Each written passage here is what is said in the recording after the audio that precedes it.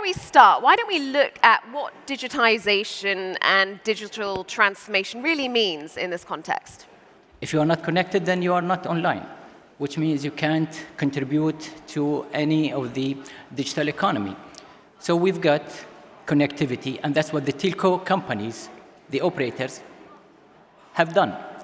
Then, once I'm online, I can digitize any document. I can have it in electronic form. If you get any document and you scan it, it becomes electronically. Now, once I have that available, that means data. I'm using my computer, I'm using my servers. I can compile this information, easily analyze it, and come up with a service that I can offer it to the society. And I'm talking as a government here.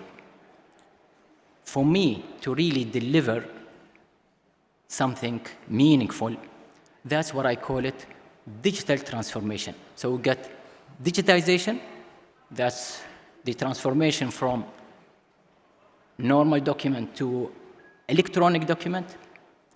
Digitalization, now here where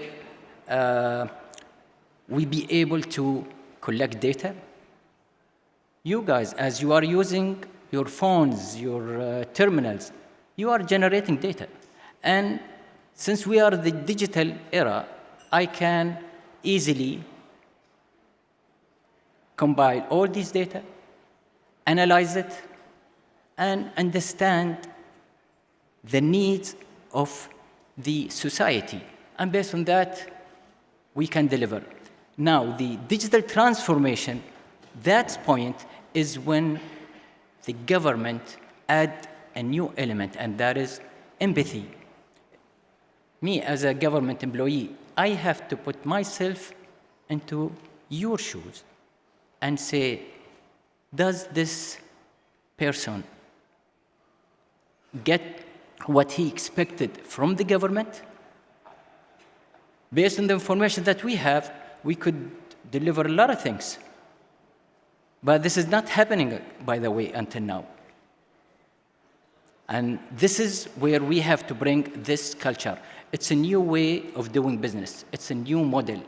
It's, I would say, a new relationship between government and people that would lead to a happy, satisfied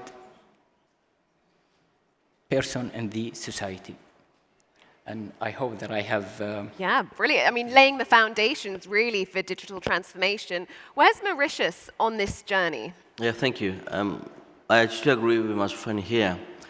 To be able to have a proper digital transformation, setting up the base is very important. And I take a case study of a small island in the Indian Ocean, Mauritius. We have embarked on our digital journey, and our objective here is to make Mauritius become the digital hub for Africa. And for that to happen, we've started to fiber the whole island. So Mauritius is 100% fibered. So I give an example. If you want to build a house, you need to have a strong base. And then you can build floor 1, floor 2, floor 3, and you go up to a big building. Same situation we take from Mauritius. So we fibered the whole island. We bring in connectivity, as you rightly said. We are connected to internet 99% the whole country. But then what is important today is how do you access and make your people access connectivity. We have a mobile connectivity and mobile penetration of 157%. Of a population of 1.2 million, there are 2 million mobile phones, so more mobile phones than people in our country. That gives you an indication that people are connected, and through connectivity, through digitalization, and through a proper ICT ecosystem, you could do lots of advancement in terms of technology. We've launched 5G services already in the country, and with all these initiatives we have taken, we are embarking into a very strong digital transformation for the country. I'll give you an example. New technologies, emerging tech, is the future. We brought in a new law in Parliament to bring in a new institution, legally bounded, so that we could invest and we could venture into emerging tech. So this shows you we have the government who is there to support, the full support of government, but at the same time, it's the connection between the support of government, but the interest of people also, so that all together you could really bring a digital transformation of the country. In recent years, the pandemic was really a test for governments, I feel, as to how far along the journey they were in terms of digitization, digital transformation. How did the UAE fare when suddenly the world locks down and everyone has to move online? Okay. Believe it or not, we were ready for it, although we never knew about it. 2012, we started the e-learning project, converting all public schools into e-learning system. We built the capacity of the students, how to use the tablets, get their homeworks and everything from the network. We've upskilled the faculty, teachers, the parents. By the time 2020 hit, and I remember 8th of March, 2020, students, 1 million students were supposed to go back to school.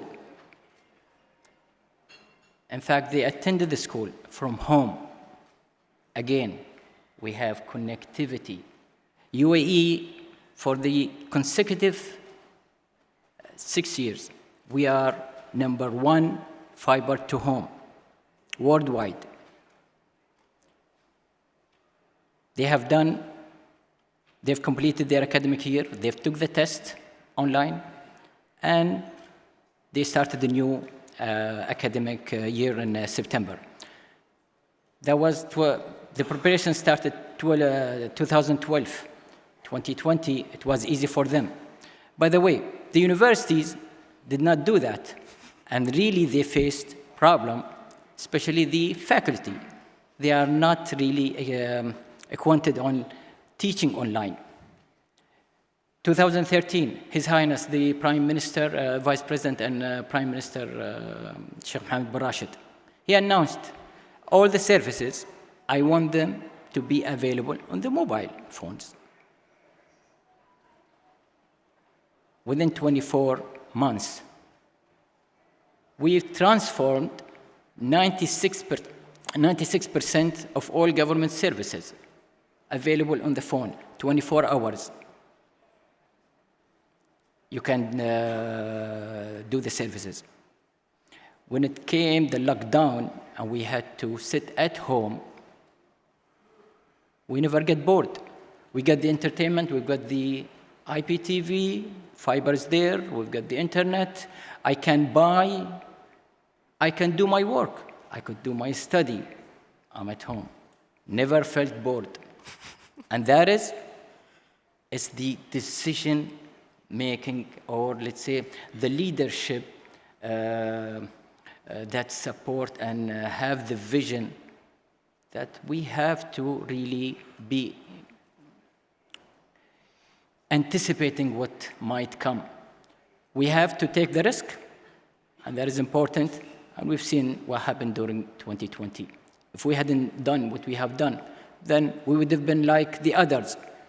They even passed all the students without taking an exam. They sat at home, they could not work, they could not. And I get even calls from some of the countries. How did you do it? I said, it's not just setting a network, but it has to do also teaching the people how to deal with these services and equipment. It's being proactive rather than just relying on being reactive, I suppose. 96% of services. How does Mauritius fare on that front? I would say that COVID-19 pandemic, in fact, increased and accelerated digital transformation of the country. I take the case of Mauritius. When we had our first lockdown, we didn't know what is it, what to do. Essential services have to operate. Some people have to go to work. So we devised internally a very important app that we call Be Safe Maurice app, where on that app, accessible to all citizens, they could apply to get a special traveling permit online, on the spot you get it, and they could use that app to move around.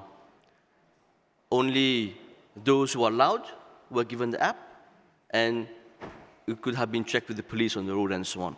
So that facilitated smooth transition within the lockdown. Those who were allowed to go out, get the permit, and they could get out.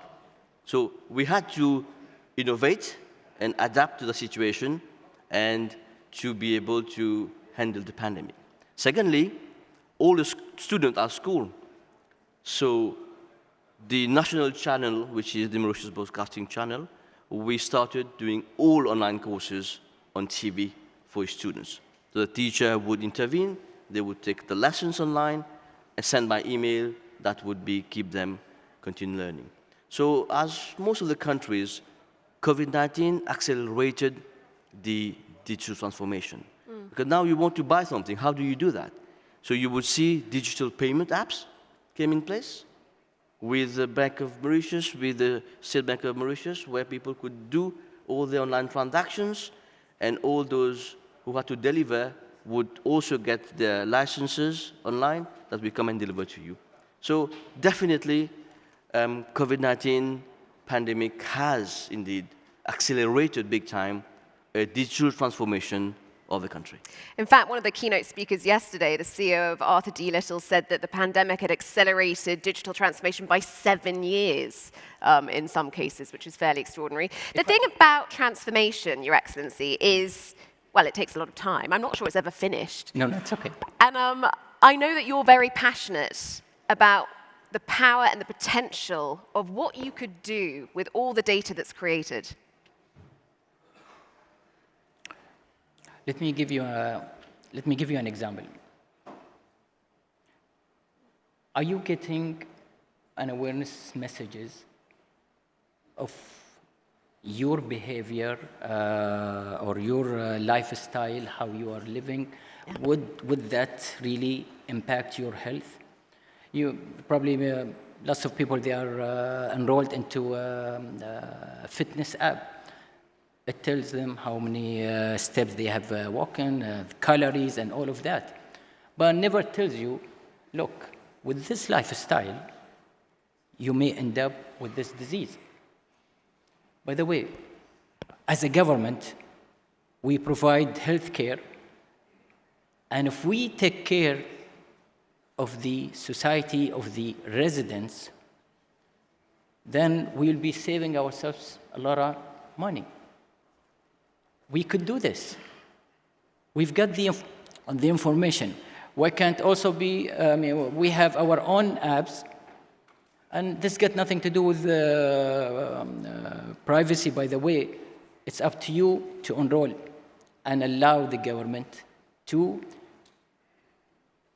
see how your lifestyle is going, and then we can give you advice. I don't want you to get sick and come to me. I want to be proactive. And this is easily can be done. Whatever we have spent on the networks, on the connectivity and everything, collecting all the data, now we can be able to really understand your behavior and tells you, look, you could do 1, 2, 3, 4, or you will end up in this situation. Honestly, I have an issue with my shoulder, but I've never been told, if you do this and that, then you will really have problem. When I get sick, then my doctor tells me, well, you need to do this, well, you shouldn't have done that. That's not a... Another thing, the insurance here in the UAE. Citizens are covered. But if I be able to interact with them and give them these tips, they don't need to go to the hospitals or even suffer from diseases. We could really make a lot of savings on this. That's an example of what we really could make from the data. Again, it is the responsibility of the government to understand the society and make them happy and satisfied based on the information that we have. And we have a lot, honestly. That's extraordinary. I mean, yeah, there is so much data available in terms of health. And here in Dubai, I actually got my genome sequenced last month. I mean, it's incredible the power of technology when it comes to healthcare. Let me tell you about the private sector. The private sector, I mean, we can collaborate with them where they can offer our services and instead the customer comes to us. It's only an API that I allow them to access to it. And we've done it with Amazon, with the Amazon and tax authority. They can validate their agents from the tax identification number available with the authority. Now, that agent does not need to go to the tax authority or Amazon, go and ask. They can just have it pulled because the API is available. I can allow the other entity or the private sectors to offer the service. If you buy a new car, they get it registered and everything, fees paid, and give you the registration. You don't have to come to the government to do that because we allow them the access to the information that we have. Minister, I'm going to end with you. If you take a really long view, use your crystal ball, where would you like to see digital transformation end or bring Mauritius into? Yeah, I mean, there's a few things that we need to see here.